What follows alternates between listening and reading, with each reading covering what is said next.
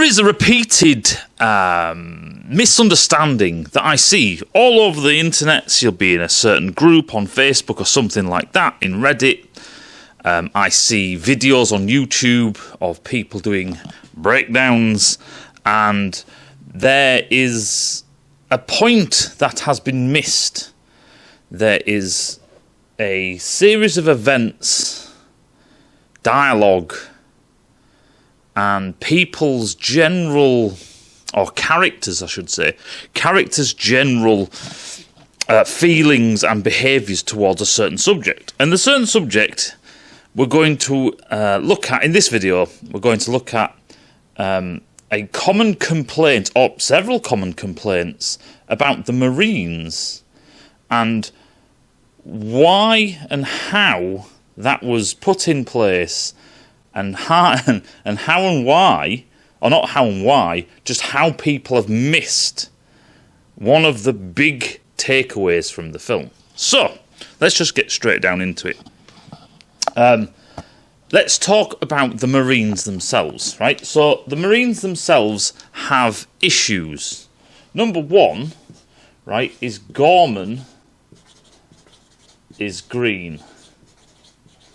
Right, that's issue number one. Issue number two, the Marines have very, very poor discipline.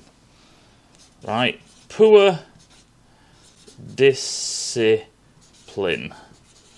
Right, they also have number three, which is kind of related to number one and number two. This is why it's number three. Is bad tactics. Bad tactics. So, what we're going to do is we're going to look through a few of these things, and I'm going to describe them and then also give you the actual evidence for each point. So, Gorman is green is not something that everyone doesn't understand. The film is very clear about this, but there's some subtext to this whole thing that a lot of people just don't get. So, Gorman is... There's a line that basically stands out and says Gorman is green, right? And it's when Vasquez says to Gorman, how many drops have you done? And he'll say 38, and she goes, how many and he says simulated, she says, how many combat drops? He says 2, including this one. 1, basically, because you're partly way through this, you might fail it, who knows? And this is the film... it's obvious, right? It's not subtextual. It's there in the dialogue in front of your face. Not only that, is you have all the Marines' reactions. The subtlety to this scene goes towards a big case for Gorman and what it's trying to tell you about this entire the entire mission. Gorman is green, yes. We get no information about the previous CO, the commanding officer. We get no previous information. We get no previous information from the squad, right? The squad doesn't say what happened to so-and-so, where's so-and-so gone, which tells you something, right? That tells you something. Well, it works in two ways. It's either James Cameron didn't think of it, so it's absent for that reason. But we have to give people the benefit of the doubt, and let's just say that every single thing was intentional, right? Every single thing that is absent is intentional, just say. To a degree, right? If you miss something blatant, then, you can kind of say, well, unless you give me a reason in the subtext why that happens, we can't just take your word for it. So we're going to do it on a case-by-case basis. But let's just say... why would there be no mention of a previous CO? Well, because maybe it was just, again, someone they don't like. Maybe this is a squad that churned through COs. Or, there is an alternative. Maybe this is a squad that churns through COs because, it's either... they're this elite group and COs just can't stick it, or it's a stepping stone to pass through. For instance, just say like Starship Troopers when you have the rednecks, right? The rednecks are They've got some of the highest kill rates. We're told this in the film. And to be part of the Rednecks, to be in charge of the Rednecks, is quite an accomplishment, you know what I mean? But because they do a lot of the most dangerous missions, it means that they go through their NCOs like they're going out of fashion. It also means you can have rapid promotion, but because you know, they have rapid promotion because they go to dangerous places, then there's a bit of a, what do I do? Do I go to the roughnecks? Do I go to the roughnecks and risk my life with the potential of a quick promotion because people die all the time, because they do dangerous missions, and that's why it garners that respect. This squad, on the other hand, doesn't seem to have a name or anything like that, which it would be as obvious as Starship Troopers. But number two, if you look at the rank structure full stop, Vasquez is a private. So she's not 17, 18. She is extremely fit, like fit. And she seems to know what she's doing. She seems to be very confident, very brave, very militaristic. And she's a private. Now, I know people are going to say something about Private Vasquez, the book. We're not talking about that because all the new stuff is absolutely shite, so we'll just ignore them. We're just talking about aliens, right? So, you've got a private, and when you actually look at everyone, a lot of them are just privates. A lot of them who seem to be very, very skilled, very, very this, that, and the other, seem to be privates. They seem to be very good at what they do. You know, Hudson's a private and he's leaving, but he's not like 18, so is this a punishment? Is this national service? What is this? Now, we don't quite know, but because we're not given anything explicit, like this is national service or something like that, we would expect that this is voluntary, right? You sign up to the military. They are called US Marines, so we kind of base it on the Marines that we have today, that kind of stuff. So it seems very strange that you have a lot of these soldiers who are basically low in rank. Now, I do understand the rank structure just generally in the army of how many sergeants and how many NCOs you can have, but they have one corporal. They have one corporal, a sergeant, and a lieutenant, which I tried not to say lieutenant because that's what I'm used to. Okay, then there's quite a lot of you for just, you know, you've got one full corporal and that's it for that many soldiers. It's like, that's okay. Well, we'll go with that. You know what I mean? And Hicks, the only one that's really, you know, apart from Apon and Hicks and Apon seem to be. They seem to hang around with each other. They seem to. I know it's the rank structure, but also the way that they talk to each other. They seem to be like the ones that are there who are a bit more screwed with their heads screwed on, where the other ones not so much. But Gorman being green is a normal thing in the services, right? You are used to having COs that at some point are new. Everyone's new at some point. And you expect that these COs are new. There are other little things that tell us about Gorman himself. So, number one is they say, sorry for, you know, we'll go right back to the beginning. There's no point talking about the meeting between Ripley and Gorman and Burke because it's all very simplistic, is all of that dialogue. It's very simple. We've lost the colony. I'm the Marines. We're the Marines. We have guns. You won't go in with the troops. I can secure your safety, that kind of stuff. There's nothing much there to get our teeth into. It's after that when Gorman is in his element. So, Gorman is in his element, and he's got an extremely well-pressed suit. You know, his combat fatigues are very, you know, as you kind of expect from an officer. And straight away, the opening line from Gorman is, sorry we didn't have the chance to brief you people at Gateway. So this feels like it's been hashed together. Why didn't Gorman brief them beforehand. That sounds like it's the SOP. And why is he saying sorry? The only thing I can think of is if you say sorry, it's because it's something you've done wrong, right? You've done something wrong. So either he didn't turn up on time, didn't care to, and he's like, whatever, you know what I mean? But then on the flip side of it, why would he say sorry to all these people? But usually to your subordinates, you don't say sorry, you don't apologise.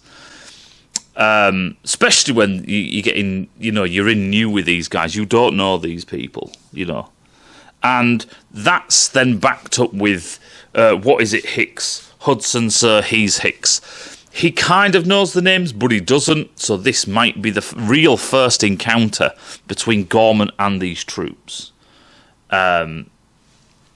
So he comes over, he explains everything to everyone, blah, blah, blah. No one's really taking it seriously. He hands it over to Ripley. Ripley says a bit. Vasquez interrupts her, which we'll get to that bit completely. And basically, Gorman then gets a bit arsey because the troops are taking the piss out of him publicly. You know what I mean? How do I get out this chicken shit outfit? All that kind of shit. I know that's the end of the sequence, but you can kind of get the temperament. The lieutenant's too good to eat with us grunts. Well, that's quite normal, or usually it would be normal for the civvies and the officer and all the rest of it to sit over there and the troops sit together. You wouldn't want to sit with the head shed. You just wouldn't. So that kind of makes sense. And in a lot of military setups, you have the officers' mess and the mess. They are separate on purpose. The military do not want you to get too buddy-buddy with the troops that you command. This is why, in a sense, there is an actual proper divide between NCOs and COs, right? Commissioned officers and non-commissioned officers. Because you are, at some point, probably going to send these people to their deaths. You can get on all right, but there should be this barrier between the two. But James Cameron has written this bit on purpose. He's trying to get across the point that he's got a corn cob stuck up his arse.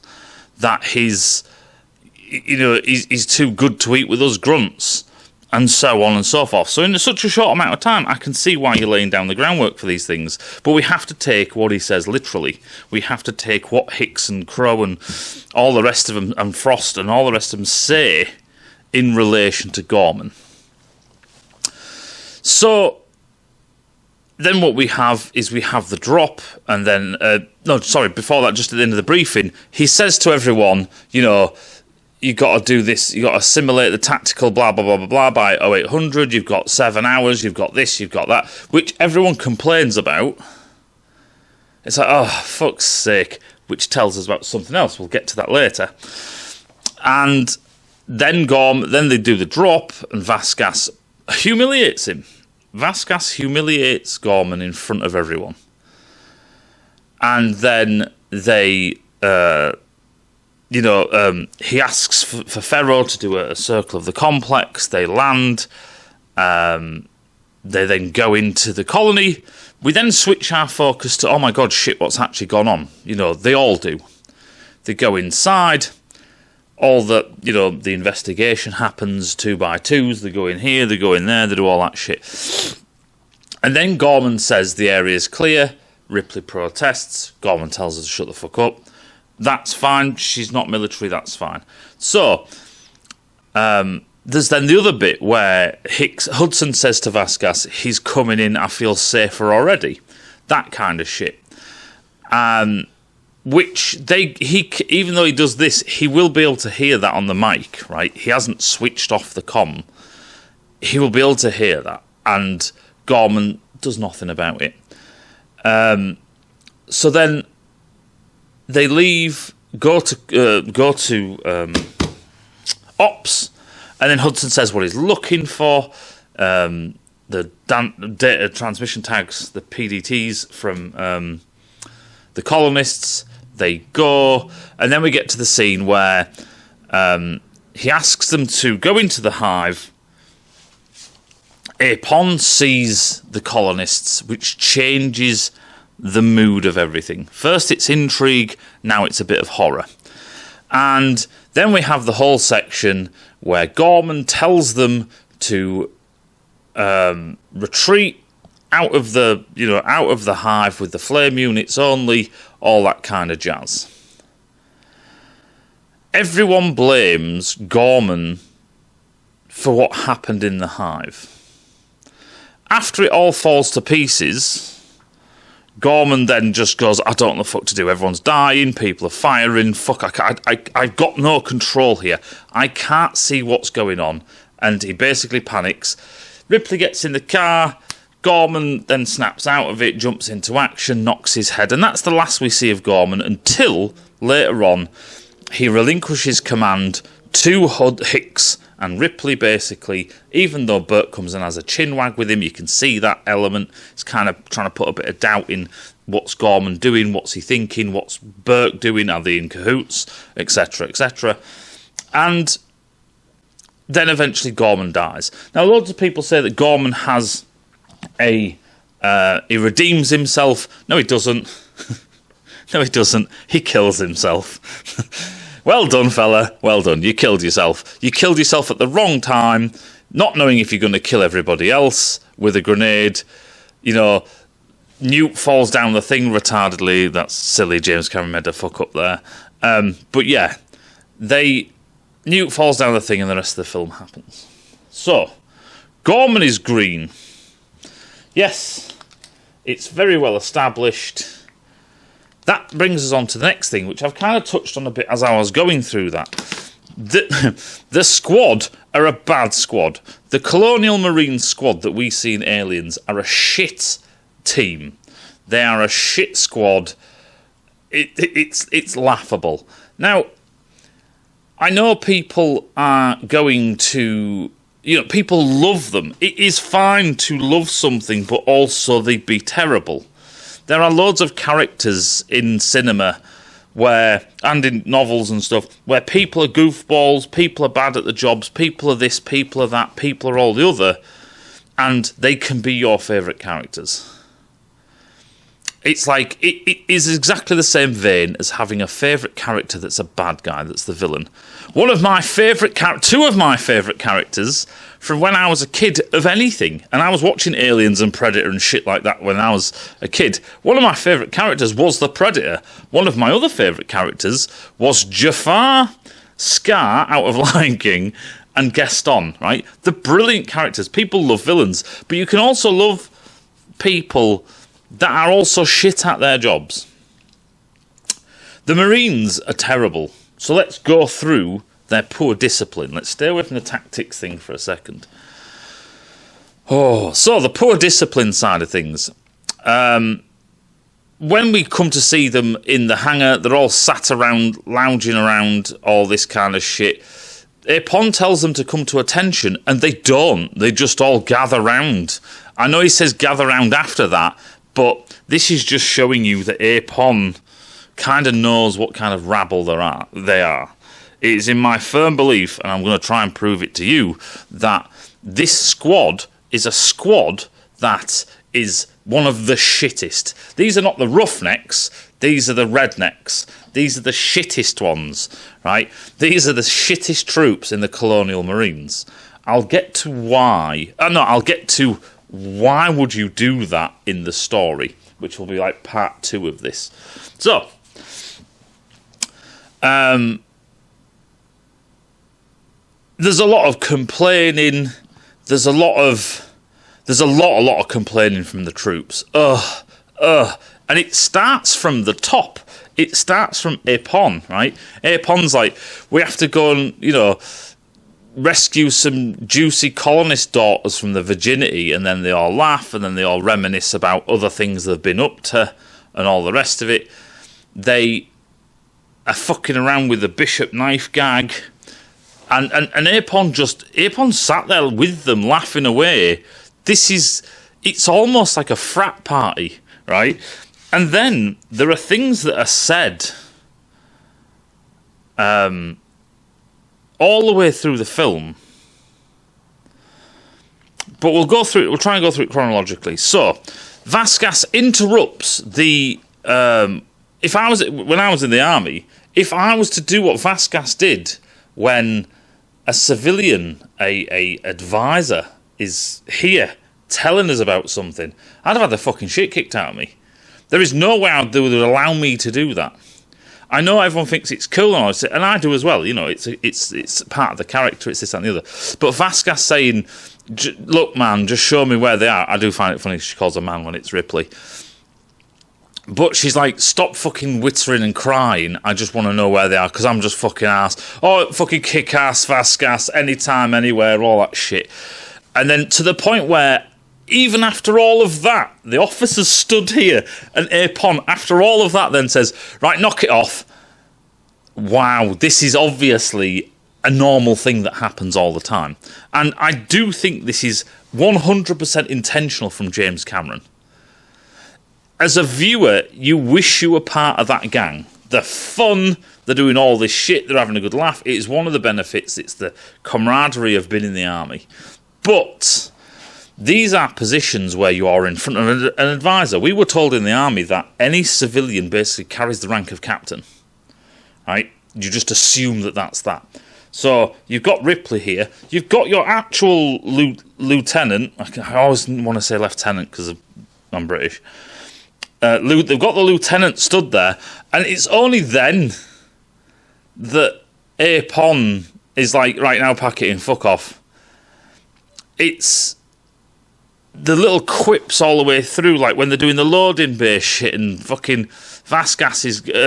Hudson's going on, and Apon just has to... He's like a fucking child in a creche. When I was in the army, the sergeant just basically just hands down the orders, just hands down the shit, right? You get told from upon in heaven by the COs, you know, that's the way they go. Shit rolls downhill. So your sergeant would be like, "Hey, come here. Right, we need to do this, this, and this. You do that, you do that, you do that. We good?" It's like, "Yeah, cool. Any questions? Right, fuck off then." And then that would be that. We were professional enough to just get on with what we're doing, but it feels like Apon is completely ringleading them. Now, there is the American element, because the American military is fucking dog shit anyway, but when it comes to, like, discipline and stuff like that, and brains and training and good drills and training and everything else. But, and I know this out of personal experience, he seems to ringlead them all the time. It's like when they're about to get out into the APC, he's like, "We're going to get some, we're going to do this. Come on, Marines, are you with me? Yeah, are you with me? Yeah," like fucking cheerleaders. It's like, these aren't criticisms of the film, these are criticisms of their actions as if they were a real military. Now, I know someone might say in the comments, they're bashing away, "You're taking this too seriously."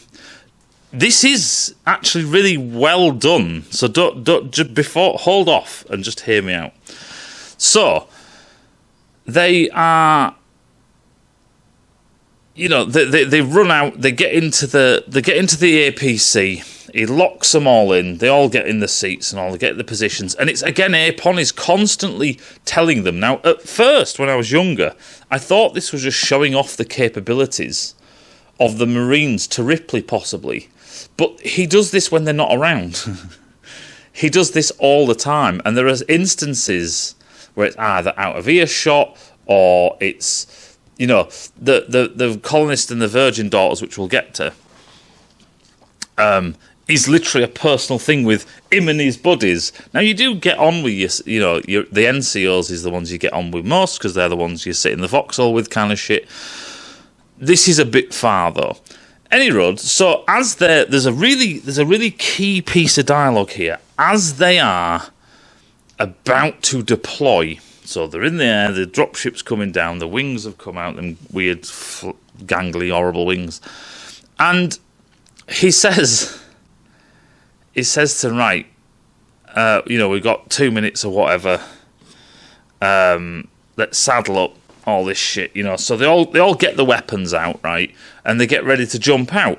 And Apon says something really interesting, and this is very, very intentional. So he says, "I want a clean dispersal this time."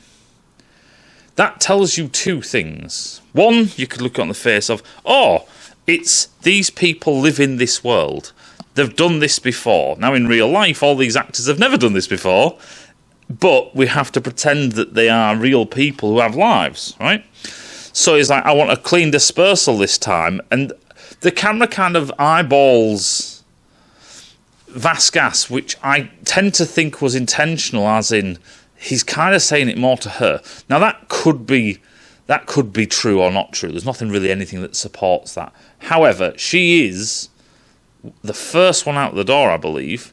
So maybe it is her job to be the first out. Obviously, she's got the biggest gun, all that kind of shite. You know what I mean? It's probably for two reasons. It's easier to get her out with all that clobber on the arm and all that crap, and then the rest of the troops can follow. And she has the biggest, the most powerful, you can lay down the most amount of rounds. But regardless of all of that, he keeps on saying, 20 seconds, people. He's getting it, which I understand shit like that, right? That's like anything else when you do deployments, like helicopters and stuff like that. But the interesting thing is that it's almost a reprimand as well. It's almost like, I want a clean dispersal this time because last time you fucked it up. It was unclean, right? You gone fucked it up. Now, with all these Marines being the age they are, you would imagine that they're really good at this. Clearly not. So that's another thing to...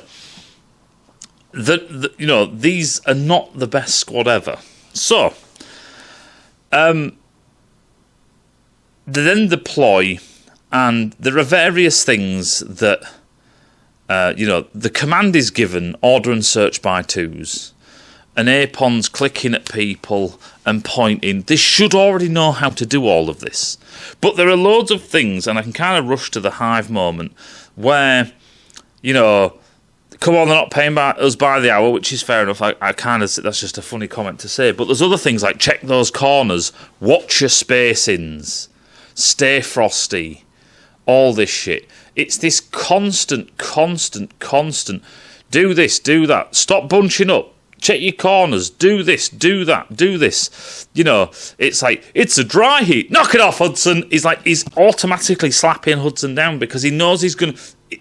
Apon has realised the seriousness of this Hive before he even sees the colonist. And he's telling them, no one touch nothing, which is a double negative, but I think it's quite funny, actually.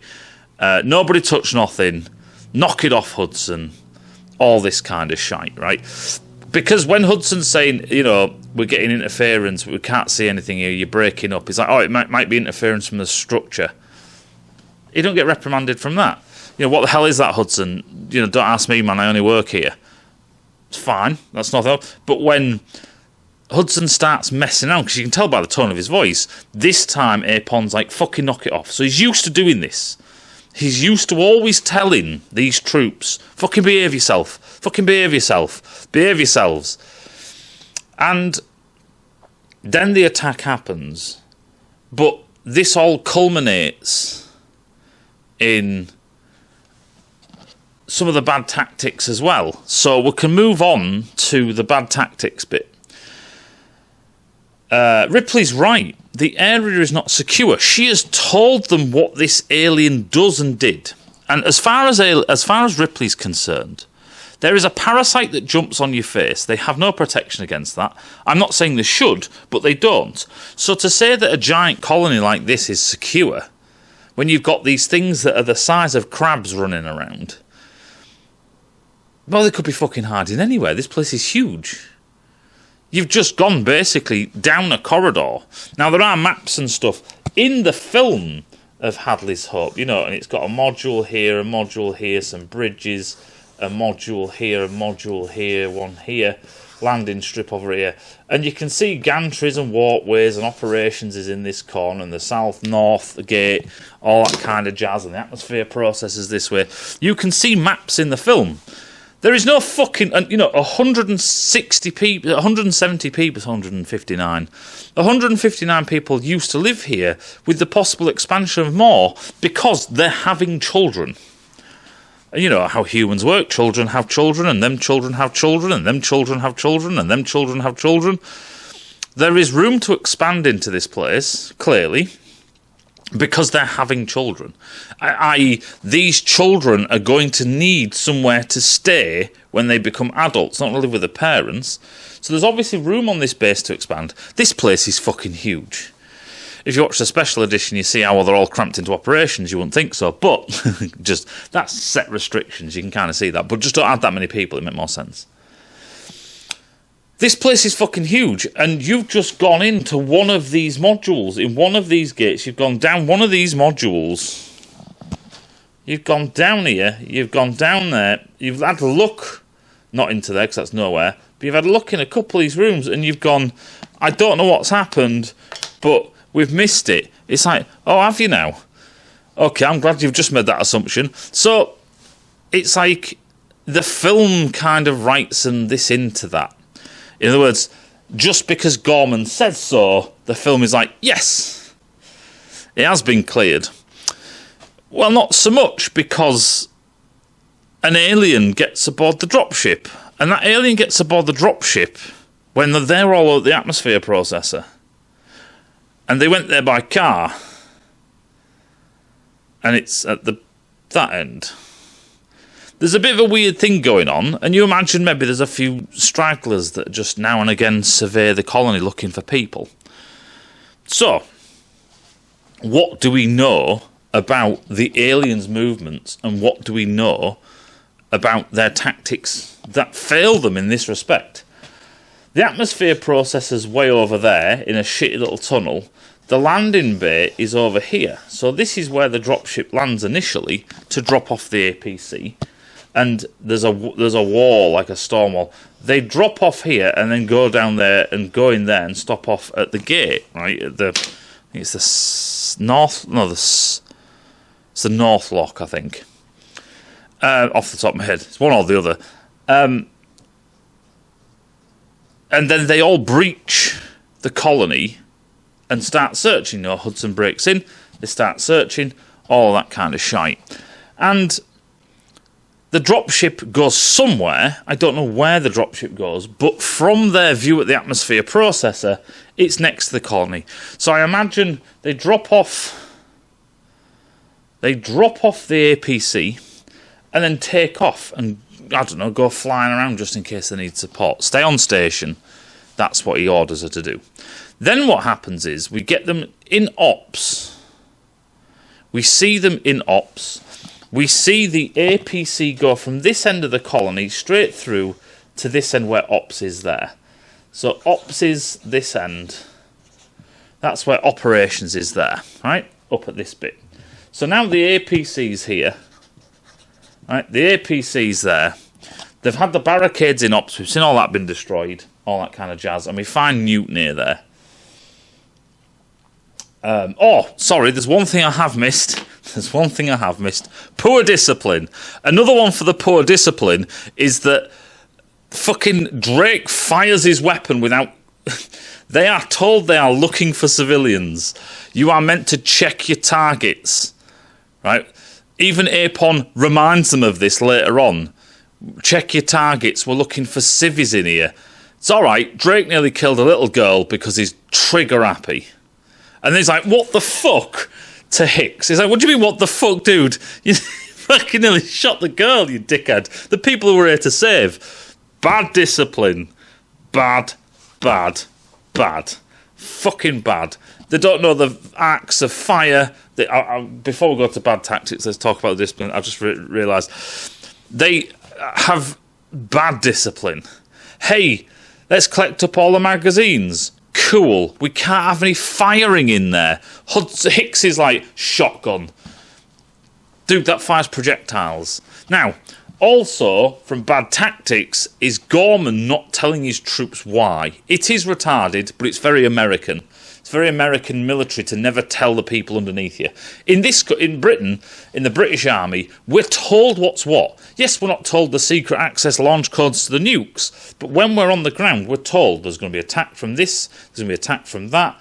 We've got to do this at this time. We've got to bug out here if we've got an emergency rendezvous, blah, blah, blah. Here's your fire control orders. Here are your... I forgot what it's called now. It's just left my brain. Rules of engagement, right? If they fire at you, if you see the enemy, etc., blah, blah, blah, blah, all this kind of shit. We have rules of engagement, right? This lot don't care. They literally don't care. They collect up magazines and Vasquez goes, yeah, fuck it, and plugs it in and passes Drake whatever that thing is, a fire commander or whatever it is, a power commander, fuck it. But bad discipline. They keep on telling him, fucking Froster's got a pistol. You haven't been told by your CO why you can't fire in there.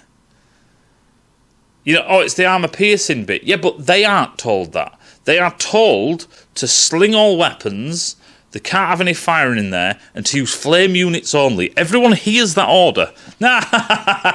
Shotgun, pistol. Why is, and we'll get to tactics, actually. But there are loads of... the problem is that poor discipline and bad tactics are so entwined. It's kind of almost the same thing sometimes. But yeah, their discipline is just terrible. And then fucking Apon dies, and then they all absolutely completely lose it. He was a linchpin holding them together, and they literally lose it. It's just a free-for-all. It's just a fucking free-for-all. People are shooting everywhere. People are firing across each other's arcs. I'm surprised no one shot... They didn't shoot each other. I'm massively surprised they didn't shoot each other. Anyway, back to the tactics. So, the APC moves over here, and I assume that the dropship lands at the landing pad, and they take supplies to Ops for Bishop. I've also seen a lot of people don't know why Spunkmeyer is where he is. Like, I heard someone saying, did he go for a piss or something? No, the film tells you. Spunkmeyer says, hello, Bishop, do you need anything else? That's a cool little pet you've got there. That is Spunkmeyer in Ops with Bishop looking at a facehugger. So he then has to come back, and when he comes back to the dropship. The dropship doors are left open. Excellent SOPs there, bad boys. Okay, so the loading ramp's open, but the fucking cockpit door just opens when you go near it like a fucking door in Tesco's. Bad. Poor discipline. And discipline is also to do with SOPs. Right? If there's a standard operating procedure and you can't be asked to do it, that's poor discipline. Right? That's poor drills. Bad tactics. Leaving the dropship here with the doors open and all the rest of it was really, really bad, because that's what caused them to, well, all die. But number two is, the area's clear. The area's clear, Ripley. The area's clear. No, it isn't. A fucking alien just got in the bloody... It's at the other end of the colony. You're here when you say the area's clear. You drive to here. Did you drive past it? Did you walk past it? Well, no, because it would have attacked you. So the area clearly isn't clear. It's crazy. There's also another point to prove that the aliens... Because I've heard people say, this convenient alien is here. It's like... It's not convenience. In the hive, there's a woman on the wall, and she goes, kill me, right? She was obviously caught recently. People like to think that the colony was attacked within a day or two, and then everyone was killed, and Newt has been on her own for weeks. She hasn't. Well, maybe she has, but there have been other people running around the colony and all over the place for quite a while surviving. How do we know? Because she has been implanted, and then it bursts out. And we know how long that takes. It takes a day, maybe a couple of days, something like that. We know it doesn't take that long. So she is still alive, but also births an alien. So that means that she was running around the colony. Well, how did she get there? She didn't walk into the hive. Why would she do that? She knows the aliens. She knows what they are. She's seen them. She's witnessed them. So she's been collected. And she's been collected from the colony, probably. You know, it goes safe to say that she'd be where all the people stuff is. And, you know, what is there for her in an atmosphere processor? Nothing, apart from a hive and a death. So we know that the aliens, just from these little bits we can put together in the film, Newt says they mostly come out at night. Like, every night?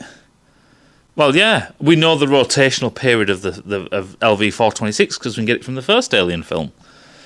So every night they come around. So we know that they are walking around. So there's loads of little elements that click you onto the fact that the area isn't secure. So Gorman's Green, bad tactics, bad discipline, right? Bad everything. So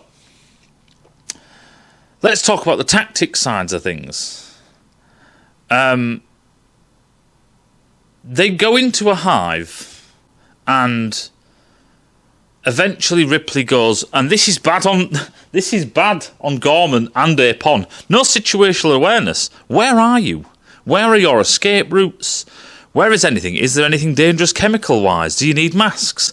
Where are you going? It's only then they go, oh, the heat exchangers. Well, that's fucking stupid, isn't it? Oh, we can't have weapons in there. Well, can we leave? Why is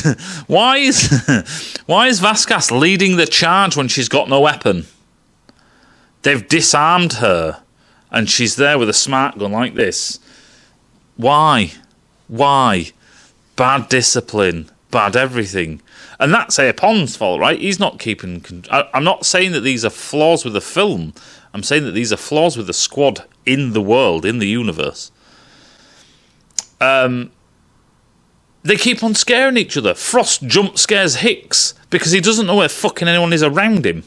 They don't know what they're doing. And there's a big moment where Apon looks up and sees a colonist and goes, oh, fuck. We're going to come back to that. He's like, holy shit. Like, oh, wow. This isn't fucking around now all of a sudden.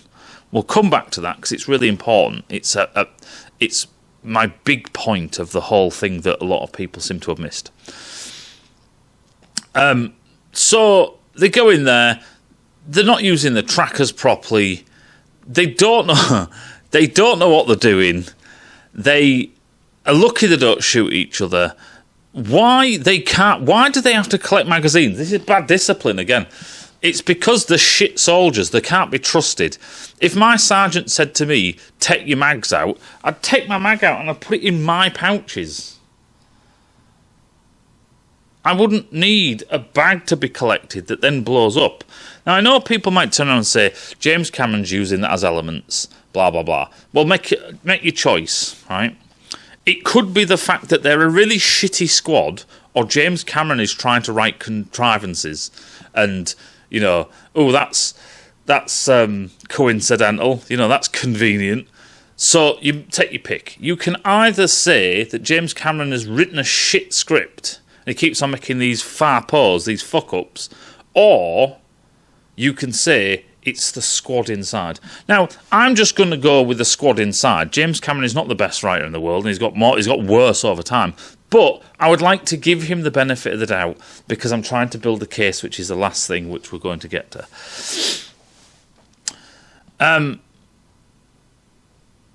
They do a shitty search of the colony.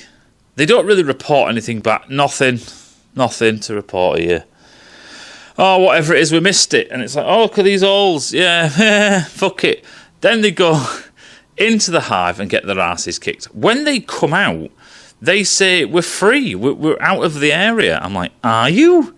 It's basically there. You're next to the atmosphere processor. We see when the dropship crashes, you're right next to it. You've cleared the area. Have you? These things can run, right? You haven't cleared the area if there were men. But regardless, Ripley has to crash through a wall that she doesn't know won't fuck up the APC or blow up the station. They always blame, well, what blew up the station? I don't know. It could have been Ripley crashing through the fucking walls and killing, I don't know, a computer control management system that deals with the fucking coolant lines, any kind of emergency venting lines. Who knows? The balance pipes. Who fucking knows? They made such a shambles of that mission of shooting holes through the walls with armour-piercing rounds like it was going out of fashion. They had an explosion with loads of rounds that, weirdly enough, didn't cook off, which I thought was strange. They just explode. But also, they have Ripley crashing through the walls left, right and centre. They kill loads of aliens that could melt acid through God knows what. They then leave the area and then crash an APC/dropship straight into it, because the dropship crashes into the APC, and I'm guessing pushes both of them into the fucking wall. Who knows what caused that explosion? It could be Vasgas, it could be fucking any of them. It could be Ripley, it could be the APC, it could be the fucking dropship, it could be the aliens, for all we fucking know. The emergency venting and the fucking subsequent explosion of the station is bollocks, because it's a fusion power station, not a fission one. Generally speaking, we don't know the science, but generally speaking, a fusion one, it's hard to keep it going, and if it fails, it just stops. You might get steam explosions and stuff, but they're not thermonuclear booms like that fucking thing is.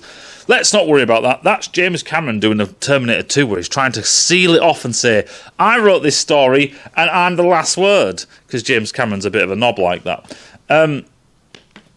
So, let's get back to the colony. Let's go back to the colony. Let's go back. Let's go from the atmosphere processor over here. Let's walk back with a stretcher all the way back and not discuss what we're going to do next. We'll just leave Bishop here just doing his little bit of science work when he could have gone to the fucking transmitter and plugged in. But no, we're not going to have that. Fuck it. Because we're going to stay for 17 days, right? That's also dumb. So we're going to walk back to the colony, to Ops. And then what we're going to do is we are going to re-weld up the broken barricades. You do know that's a really stupid idea, right? You do realise that the aliens broke through that and killed it, or ran off with everybody. Probably with lower numbers. Lower numbers, they get in, take them colonists to now be the aliens that there are today. You have firearms, okay? So those lower numbers will decrease by the colonists they got. They're probably still going to get you. They broke in, right? They broke in. Okay, cool. So we're going to seal up the barricades. I don't know why they're going to seal up the barricades. The aliens know this ground.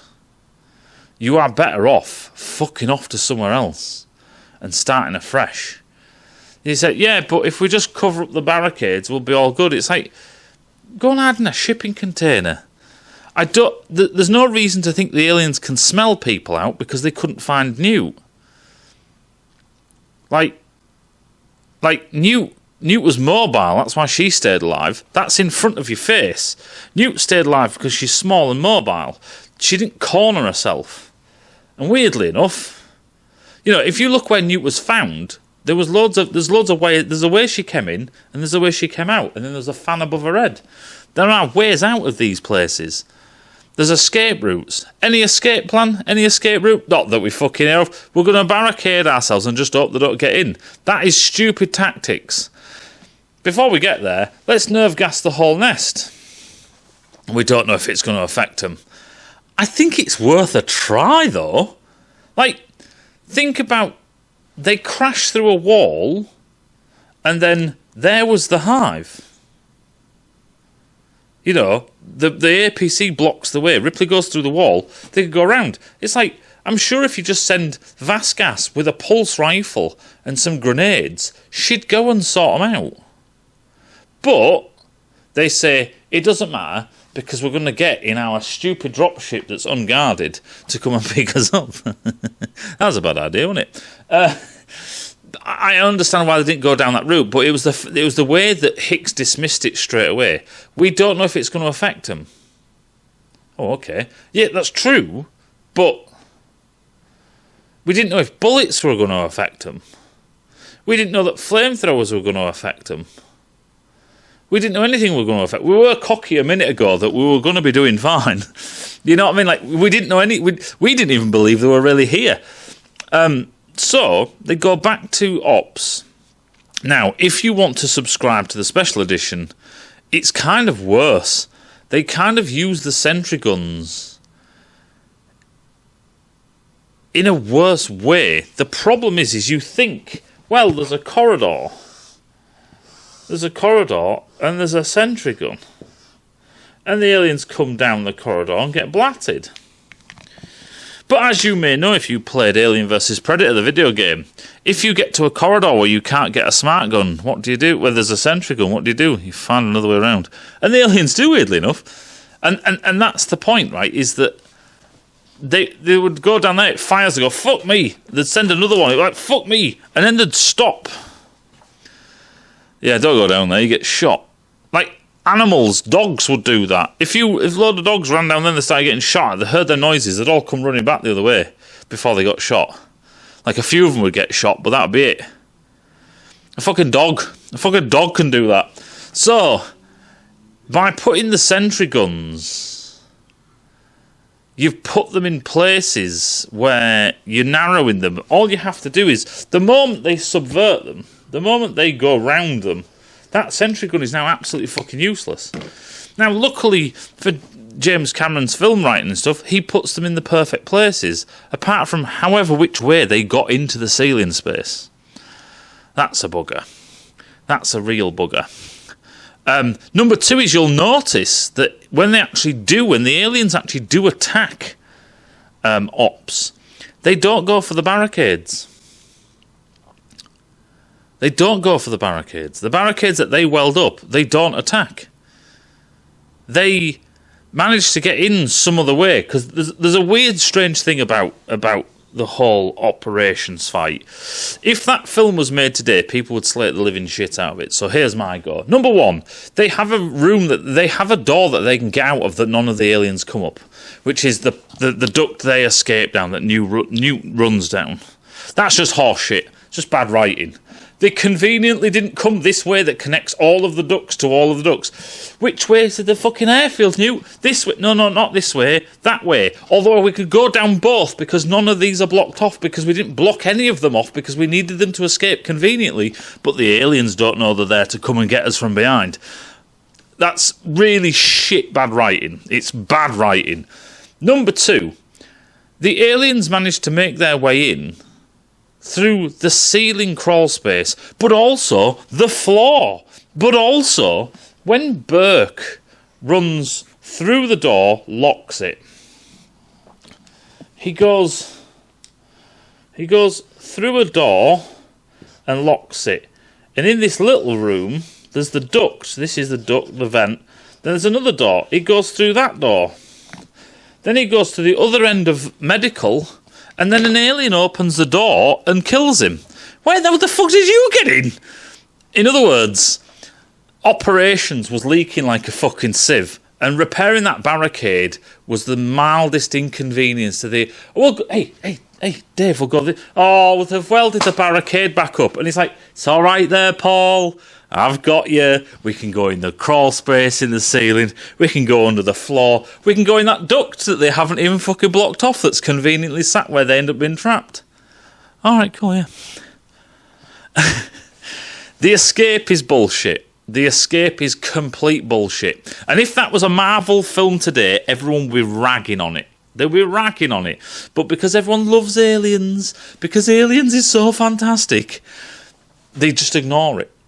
It is a flaw, right? I love the film, but it is a flaw. It is a massive flaw. It saves everyone's life. It's the worst kind of flaw. It's a plot hole, basically, because the aliens should have, been up that. That's exactly where they should be coming from.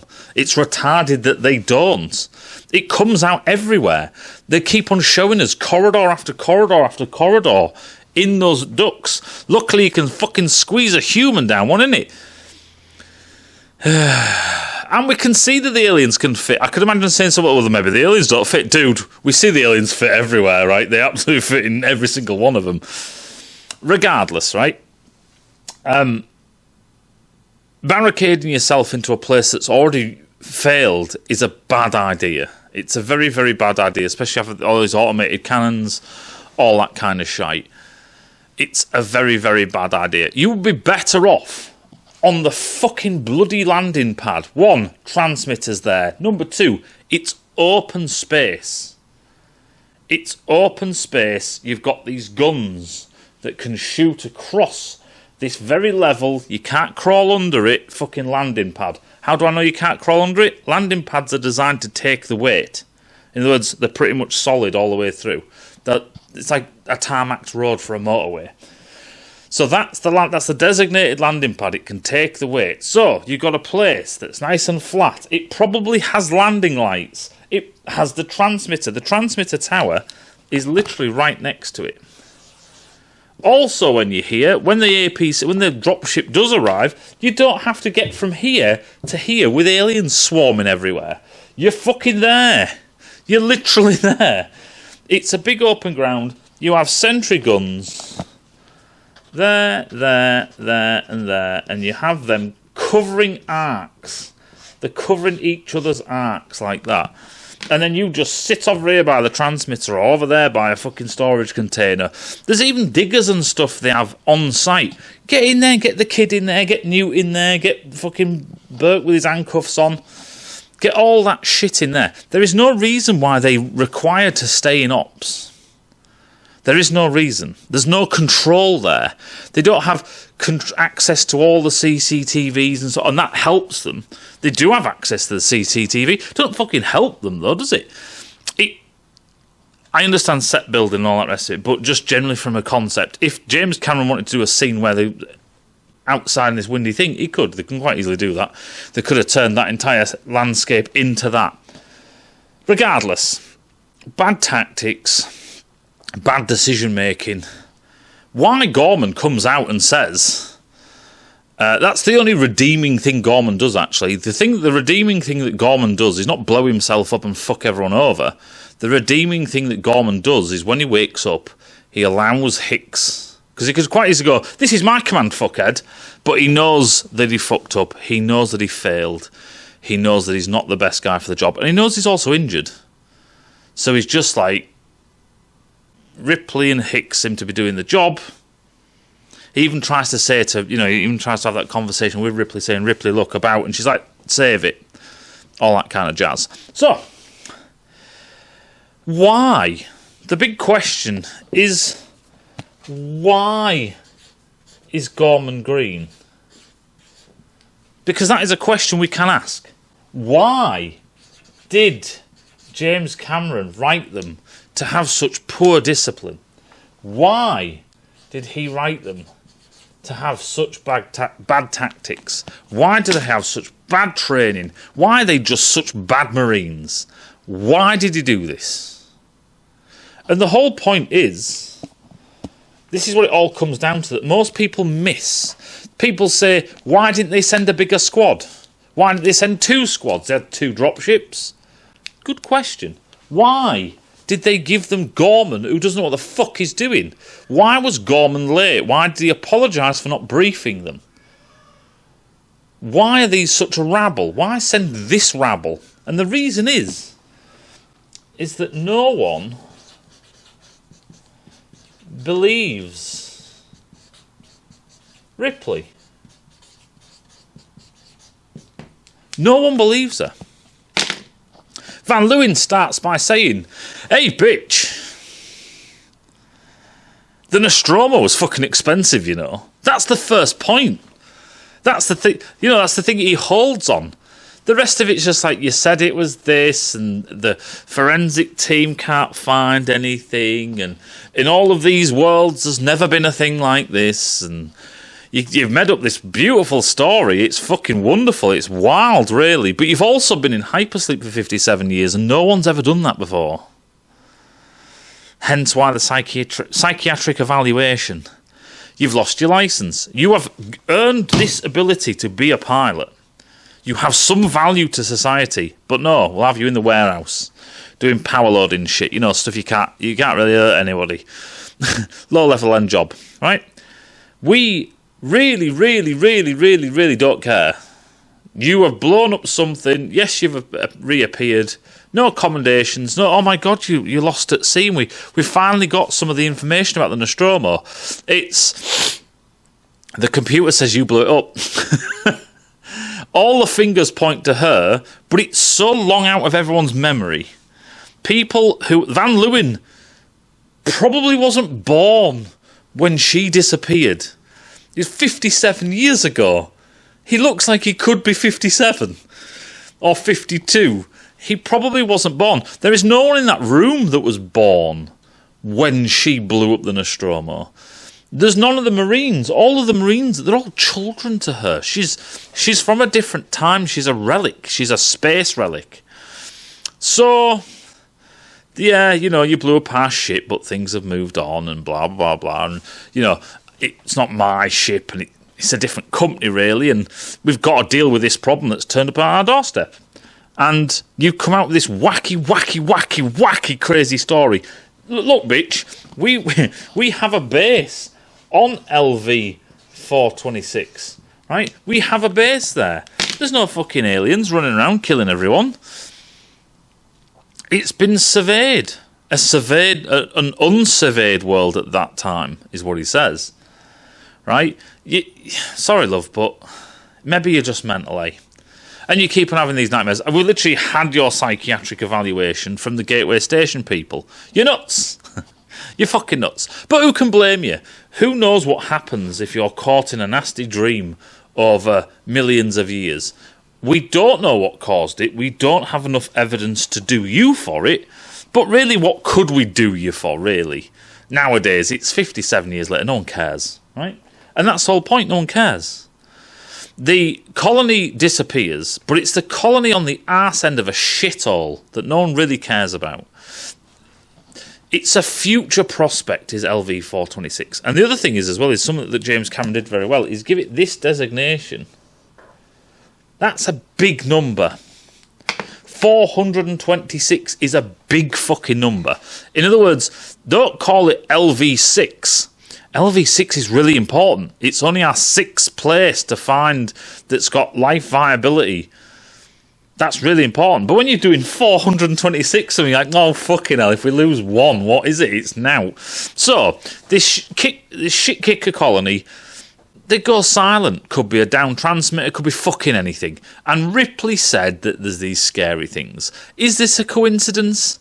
Is this not a coincidence? What we'll do is, just to be on the safe side, just to cover insurance, just to cover our asses, we will send the people who are meant to deal with this, the Colonial Marines. We've been told there might be a dangerous organism there, so we're going to send the Marines. And the Marines are there for a bug hunt. What does that mean? Well, it's a wild goose chase. It's a bug hunt. They tell us there's some fucking dangerous insect or dangerous scorpion thing with a giant, massive head. Yeah, we're told of this thing. We're going for a bug hunt again, and when we turn up, usually it's an indigenous lizard, or there's a serial killer or something, or someone just fell down a fucking hole. You know, imagine the Colonial Marines, the British Colonial Marines, turning up in America every time they said, "She's a witch!" That's basically what we're dealing with here. We're dealing with the far-reaching colonies dealing with a new world that they don't understand, that has possums and all this kind of shite. Oh, what the fuck is that? That's not a badger. You know what I mean? And then the Colonial Marines come a knocking. That's what it is. So who are we going to send? We are going to send the shit lot. Because we don't care. You're the commander, you're in high command at the Colonial Marines, and you get this ticket come through, and it says, request from colony administration to go and check out the whereabouts and happenings on LV 426.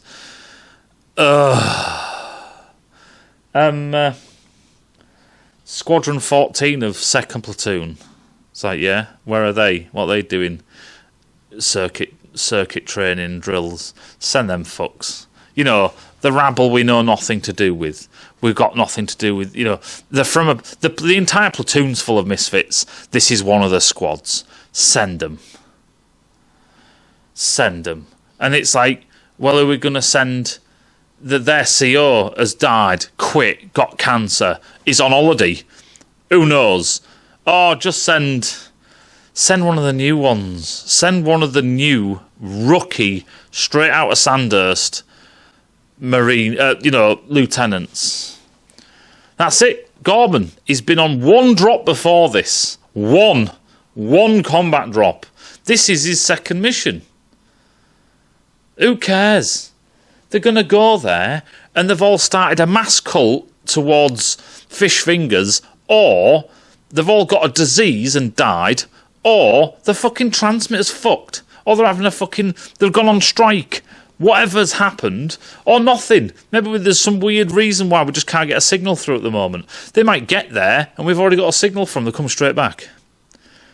Well, yeah, whatever, just send them. Send the smallest squad we can of the retards. So that's what happens, right? And they all think this. You know, Apon says it, and it's very interesting that Apon says it. Apon is the NCO. He's the guy in charge of the grunts. He's the one that lives with them and moves everywhere with them. He knows them all. He's their father, in a sense, right? He says, you know, fuck it, they say, you know, I've heard, we've got to go and rescue some virgins. We've got to go and fuck some virgins, basically. That's what Apon says, and laughs. So what are the rest of the squad going to think? Oh, this is bullshit. This is, you know, dumbass colonists. Fucking dumbass colonists. And then they go there, there's this woman, she's upset, and Vasquez is like, look, bitch, I don't care, just give me a fucking target. I'm here to kill shit. That's what this is all about. They don't care. Fucking Gorman is nowhere to be seen. He gets out the pod and says, sorry guys. He shouldn't say sorry, he's inexperienced. But he's like, it is genuinely my fault. I didn't brief you. We were in a rush. We had to do this. It's not very well organised because we're the shit squad and no one cares about this mission. No one cares. This is why all of these things happen. They're a bad squad, and that's why they've been sent.